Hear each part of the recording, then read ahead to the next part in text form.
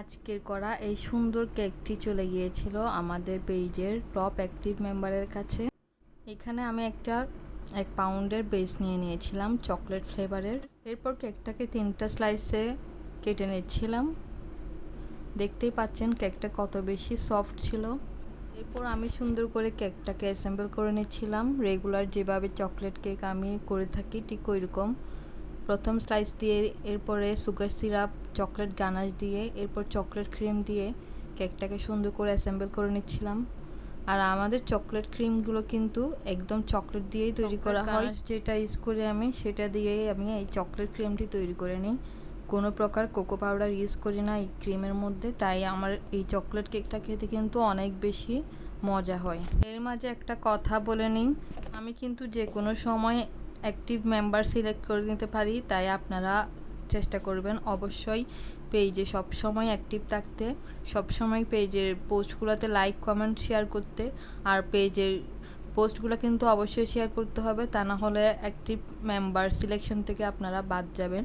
অবশ্যই পোস্টগুলো পাবলিক গ্রুপে শেয়ার করতে হবে, যে যত বেশি পারেন তত বেশি শেয়ার করবেন। আমি কিন্তু অবশ্যই এগুলো দেখেই অ্যাক্টিভ মেম্বার সিলেক্ট করব। লাকি 2 জন আমাদের থেকে এই সুন্দর সুন্দর কেকগুলো গিফট পেয়ে যাবেন। আর আপনারা কিন্তু অবশ্যই ফ্লেভারটা চুজ করে নিতে পারবেন। সো চেষ্টা করবেন বেশি বেশি অ্যাক্টিভ থাকার। এরপর আমি কেকটিকে ফাইনাল কোটিং করে নিচ্ছি।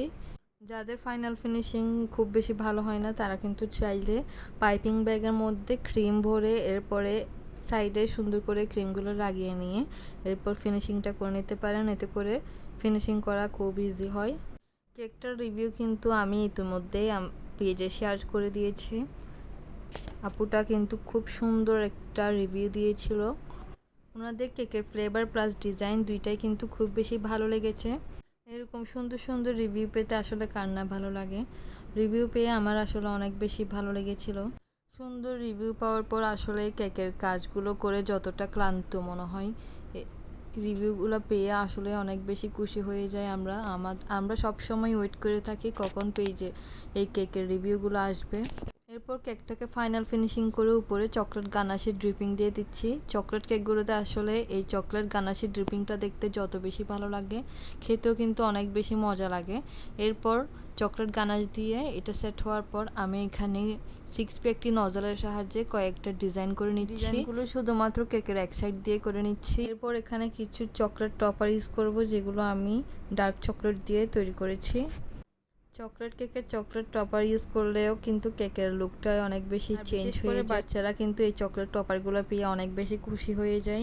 এই তো একটা একটা করে আমি সবগুলো টপার বসিয়ে দিচ্ছি। এই কেকটা কিন্তু দেখতে অনেক বেশি সুন্দর হয়েছিল সামনাসামনি। আর আমি চেষ্টা করেছি এই ডিজাইনটা একটু সিম্পলের মধ্যেই রাখতে। এই তো আমার কেকের ফাইনাল লুক। আপনাদের কাছে কেমন লেগেছে অবশ্যই কমেন্ট করে জানাবেন। ভিডিওটি ভালো লাগলে একটা করে লাইক কমেন্ট শেয়ার করে দিবেন।